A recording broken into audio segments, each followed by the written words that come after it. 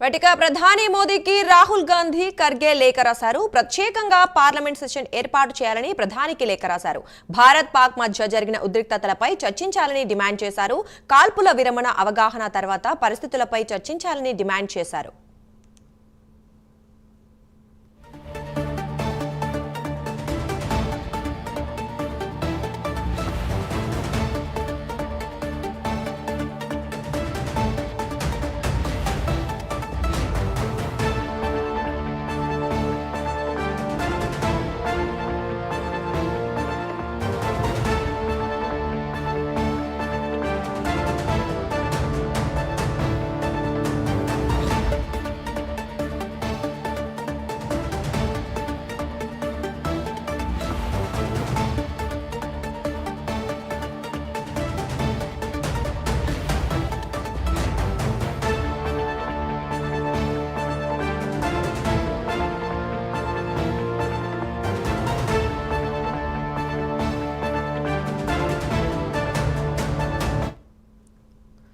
ప్రధాని మోదీకి రాహుల్ గాంధీ ఖర్గే లేఖ రాశారు. ప్రత్యేకంగా పార్లమెంట్ సెషన్ ఏర్పాటు చేయాలని ప్రధానికి లేఖ రాశారు. భారత్ పాక్ మధ్య జరిగిన ఉద్రిక్తతలపై చర్చించాలని డిమాండ్ చేశారు. కాల్పుల విరమణ అవగాహన తర్వాత పరిస్థితులపై చర్చించాలని డిమాండ్ చేశారు.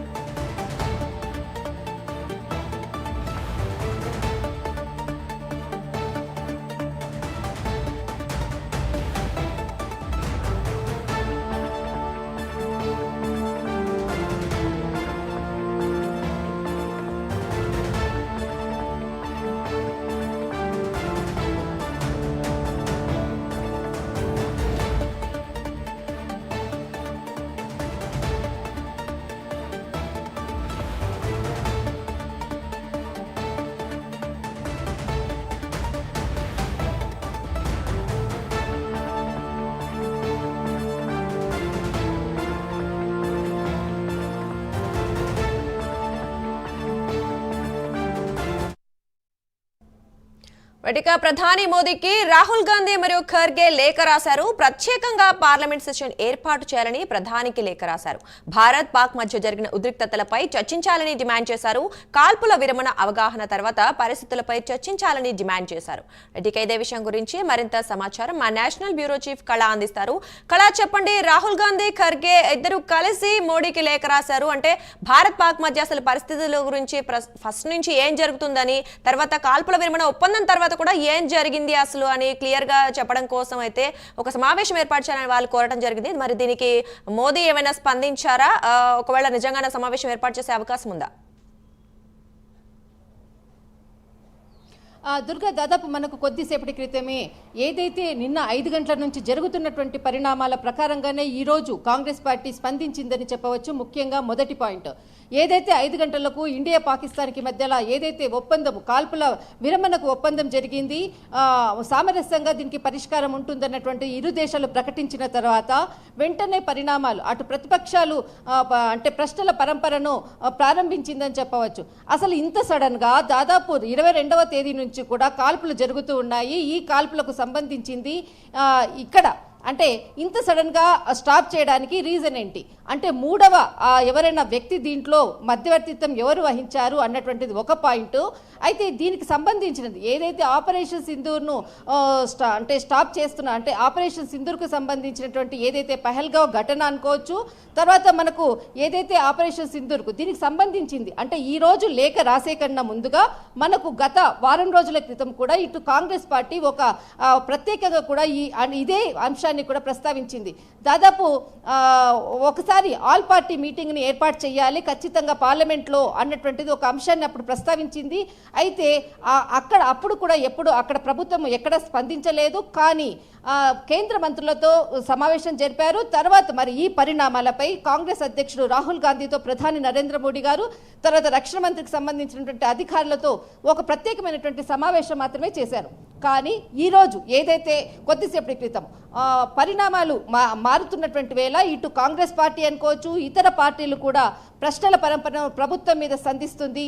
దాదాపు ఇప్పుడు ప్రస్తుతం ఉన్నటువంటి ఏదైతే సిచ్యువేషన్లో ఖచ్చితంగా ఆపరేషన్ సింధూరు ఏదైతే పాకిస్తాన్తో చర్చలకు అన్నది కారణం ఏంటి, ఇక్కడ ఏదైతే దాడులను ఆపడానికి ఏదైతే ఆపుతున్నారో ఆపడానికి కారణం ఏంటి, దీనిపై ఎల్లుండి వీరు చర్చించబోయేటటువంటి 12వ తేదీన చర్చించేటటువంటి అంశాలు ప్రత్యేకంగా ఏంటి, దీనిపై అటు మనకు జైరాం రమేష్ కానీ తర్వాత కపిల్ సిబాల్ కానీ ఇటు ముఖ్యంగా రాహుల్ గాంధీ కొద్దిసేపటి క్రితమే ప్రత్యేకంగా ప్రధాని నరేంద్ర మోడీ గారికి లెటర్ రాయడము, తర్వాత ఇటు మల్లికార్జున్ ఖార్గే కూడా ప్రత్యేకంగా అటు లోక్సభలో కానీ ఇటు రాజ్యసభలో కానీ ఖచ్చితంగా దీనిపై చర్చించాలి, ఆల్ పార్టీ మీటింగ్ పెట్టాలన్నదే ప్రత్యేక అంశంతో లేఖ రాయడం జరిగింది.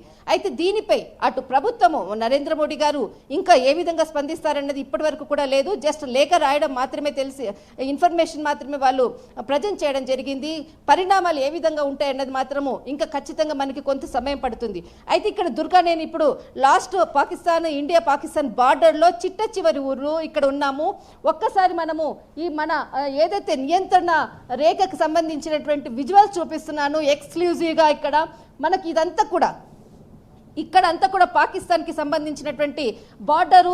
ఇది చిట్ట చివరి గ్రామం. మనకు ఈ విలేజ్ అంతా కూడా మొత్తం అంతా కూడా ఏదైతే మనకు పాకిస్తాన్ వేసేటటువంటి కాల్పుల నియంత్రణను ఉల్లంఘించి కాల్పులు చేసేటటువంటి సరిహద్దు రేఖ ఇది చాలా చివరి గ్రామము. ఈ గ్రామం మీదనే ఎక్కువ కూడా మనకు 2020లో కూడా అటాక్ జరిగినటువంటి ప్రదేశము. ఆ సమయంలో కూడా దాదాపు 8 నుంచి 9 మంది కూడా చనిపోయినటువంటి గ్రామము, చిట్ట చివరి గ్రామము. అసలు ఇక్కడ ప్రజలు కూడా మాకు ఇక్కడ ఉండడానికి కూడా బంకర్లు లేవు. కానీ ఇక్కడ దుర్గా, ఇక్కడ నది ప్రవహిస్తుంది. ఎంత అందమైనటువంటి మన దేశానికి ఇంత కాల్పులు జరుపుతున్నటువంటి ఈ ఉగ్రవాదులను, తర్వాత పాకిస్తాన్ ఎప్పుడు చూసినా మన నార్మల్ పీపుల్ మీదనే దాడి చేసి ఇక్కడ ఉన్నటువంటి ఇండ్లనంతటిని కూడా ధ్వంసం చేసేటటువంటి పరిస్థితి కూడా నెలకొంది. ఎప్పుడు ఇక్కడ చిట్ట చివరిలో ఉన్నటువంటి గ్రామాలు ఎప్పుడు సురక్షితంగా ఉంటాయో, ఎప్పుడు వీళ్ళందరూ కూడా హాయిగా వాళ్ళ జీవితాలను అంటే ముందు చక్కగా వీళ్ళంతా కుటుంబాలంతా కూడా ఉంటాయో కూడా తెలియదు. వీళ్ళ జీవితాలంతా కూడా ఒక ప్రశ్నార్థకం దుర్గా. రైట్ కళ. అయితే మనం ఇప్పుడు చూసాం, నిన్న కాల్పుల విరమణ ఒప్పందం తర్వాత కూడా పాకిస్తాన్ మళ్ళీ రెచ్చిపోయింది. సో ఈ నేపథ్యంలో మరి ప్రస్తుతం అక్కడ ఆ చిట్ట చివరి గ్రామమైనటువంటి ఆ ఏరియాలో ప్రస్తుతం అసలు ప్రజలు కావచ్చు, పరిస్థితులు కావచ్చు, అసలు ఎలా ఉంది ఇప్పుడు అక్కడ? ఖచ్చితంగా అందరూ కోరుకునేది ఒకటే, కానీ కెమెరా ముందు వచ్చి మాట్లాడడానికి కూడా అందరూ కూడా చాలా భయపడుతున్నారు. అయితే వాళ్ళు చెప్పేది ఒకటే, ఎప్పుడు చూసినా మా చిట్ట చివరి గ్రామము, ఈ గ్రామానికి ధర్మది కాదు, ఈ చివరి గ్రామం మీదనే ఎప్పుడు కూడా దాడులు చేస్తూ ఉంటారు. ఈ దాడులది ఎప్పుడు అంటే సమాప్తం అనేది ఎప్పుడు ఉంటుందో తెలియదు. కానీ అటు పాకిస్తాన్కి ఇటు ఇండియాకి మధ్యలో మా గ్రామము, చిన్న గ్రామము, ఇక్కడ మేము చాలా ఇబ్బందులు పడుతుంటాం, మా ఆస్తులంతా కూడా ధ్వంసం అవుతున్నాయి, ఇది మా పరిస్థితి అంటూ కూడా చెప్తున్నారు. కానీ ఇక్కడ ఎవరు కూడా మనకు మాట్లాడడానికి ముందుకు రావటం లేదు. వాళ్ళు చెప్పేది ఒకటే, ఖచ్చితంగా ఎప్పుడైనా కానీ మాకు ఇక్కడ ఉన్నటువంటి ఏదైతే ప్రభుత్వం మనకు భారత ప్రభుత్వం ఉందో, కనీసం ఖచ్చితంగా ఇక్కడ ఒక 1 lakh పీపుల్ ఉంటారు, ఖచ్చితంగా ఒక బంకర్లు అన్నది కూడా ఏర్పాటు చేయాలి, ఇది మా కోరిక అంటూ కూడా ఇక్కడ ఉన్నటువంటి పబ్లిక్ చెప్తున్నారు దుర్గా. రైట్ కళ. అయితే మనం చూసాము, అంటే ప్రతి భారతీయుడు కూడా నిన్న ఏదైతే కాల్పుల విరమణ ఒప్పందాన్ని కుదిరిన తర్వాత అసలు ఎవరు ఇష్టపడట్లేదని చెప్పుకోవచ్చు ఒక విధంగా చెప్పాలి అంటే భారత్ ఎందుకు ఆపేసింది, పాకిస్తాన్ పూర్తిగా మనకి అంటే వాళ్ళు అసలు చేతులు వదిలేసినట్టు, అంటే వాళ్ళ చేతిలో ఏమీ లేదు ప్రస్తుతానికి. అటువైపు బలూచిస్తాన్ నుంచి కావచ్చు, ఇటు ఇండియా నుంచి కావచ్చు, ఆర్మీ కూడా ఏం చేయలేకపోయిన నేపథ్యంలో, ప్రధాని పారిపోయిన నేపథ్యంలో, అలాంటి మంచి అంటే మనకి అనుగుణంగా ఉన్న పరిస్థితుల గురించి ఎందుకు ఇలా ఈ నిర్ణయం తీసుకుంది అని చాలా మందికి ఒక ప్రశ్న ఉంది.